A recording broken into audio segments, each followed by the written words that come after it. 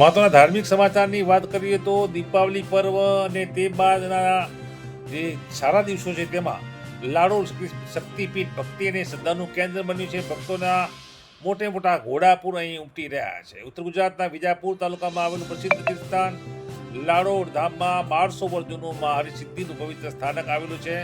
સિદ્ધરાજ જયસિંહે આ સ્થાનક સ્થાપેલું કહેવાય છે અને લાડોલ મંદિર આજે પણ ભક્તિનું અખંડ ધામ છે. અહીંયા 12 માસ ભક્તોનું ઘોડાપુર આવતું હોય છે.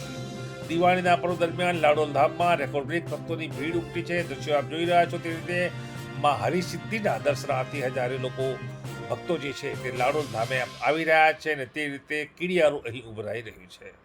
ઇતિહાસમાં અહીંયા અનેક જે લોકો હોય છે, જે સખીદાતાઓ હોય છે, બ્રહ્મદેવો હોય છે, પૂજા પાઠ કરે છે. જોકે આ વર્ષે જગાણા ગામના ત્રિવેદી પરિવારની વર્ષોથી ચાલતી યજ્ઞ અને પ્રસાદ પરંપરા યથાવત રહેવા પામી છે.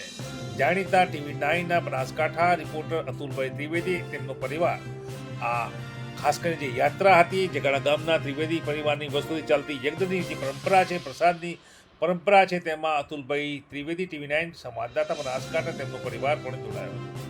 લાલોલ ધામના પૂજારીએ દેશ વિદેશના ભક્તોને નવા વર્ષની શુભકામનાઓ પણ પાઠવી. મા હરિસિદ્ધિની કૃપા સૌના જીવનમાં સદાય બની રહે તેવી પ્રાર્થનાનો દોર પણ અહીંયા ચાલી રહ્યો છે. લાડોલ ધામ તે રીતે તહેવારના દિવસોમાં શ્રદ્ધા, શક્તિ અને શાંતિનું અખંડ કેન્દ્ર બન્યું છે. જય માતાજી. ઉત્તર ગુજરાતના વિજાપુર તાલુકામાં લાડોલ ગામે માં હરસિદ્ધિનું 1200 વર્ષ જૂનું સ્થાનક આવેલું છે.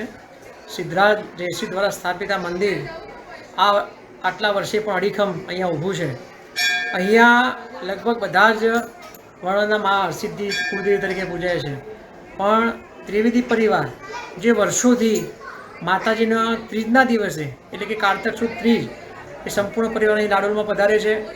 અહીંયા માતાનો યજ્ઞ કરે છે અને મા હરસિદ્ધિનો આશીર્વાદ લે છે.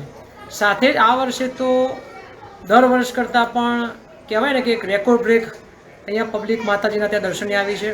પ્રથમ દિવસ એટલે એકમના દિવસે તો કોઈ જગ્યાએ ગાડી મૂકવાની પણ જગ્યા હતી નહીં. પણ માનો મહિમા દિવસે દિવસે એટલો વધતો જાય છે. અહીંયા સંતાન પ્રાપ્તિના બાધાના ગરબાની ખૂબ મહિમા છે.